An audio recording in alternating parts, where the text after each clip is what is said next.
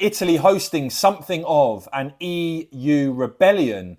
Before I get to what happened over the weekend, though, very important to note, I think, still the friction that you're seeing now between elected governments across Europe and with the European Union. So, for instance, you've got Brussels taking Hungary to court over their new national sovereignty law that establishes a sovereignty protection office to investigate people and organisations suspected of undermining the country's national sovereignty and constitutional identity. It's collecting information on individuals or groups that receive funding from abroad and that are perceived to influence democratic debate and electoral processes in the interest of another state. And so you've seen the EU, when it comes to that sovereignty law, the EU Commission suing Hungary over it, a dispute as to whether this violates EU rules or not. Hungary arguing that it doesn't. But of course, when it comes to Hungary, you've already seen them dished out with that 200 million euro fine.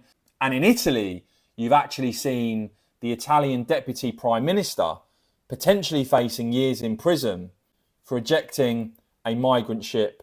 And so that has led to this rally with the third biggest party in the European Parliament. This is the Patriots, having this rally in Italy, with Salvini himself there saying, friends from all over Europe, reaffirming a sacred principle that defending borders is not a crime, and that if he was to be convicted, he'd walk through the doors of that prison with his head held high.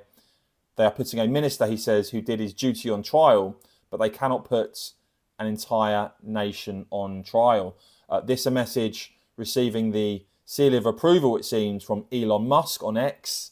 But the inconvenient reality for many in Brussels is that when you look at who is attending this Patriots rally in Italy, it includes parties that have recently won or had record election results. I'm talking about the PVV in the Netherlands, Viktor Orban in Hungary, the National Rally in France, the Freedom Party in Austria, the Vox Party in Spain, Chega in Portugal, and the Czech ANO as well, that also did very well recently. And this interesting message here from Viktor Orban, the Hungarian Prime Minister, saying they should not withdraw from Brussels but occupy it, that they'll take back Brussels from the bureaucrats and return it to the European people, and talking about these steps that have been taken, that you've seen these recent election wins for parties, for representatives in that Patriots group. Though ultimately, despite that message from Viktor Orban, as you're seeing with his government at the moment, not only massive fines being handed out, but also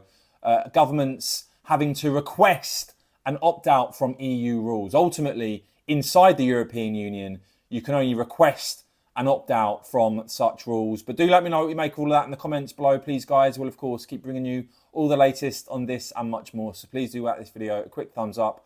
And, of course, as ever, cheers for watching.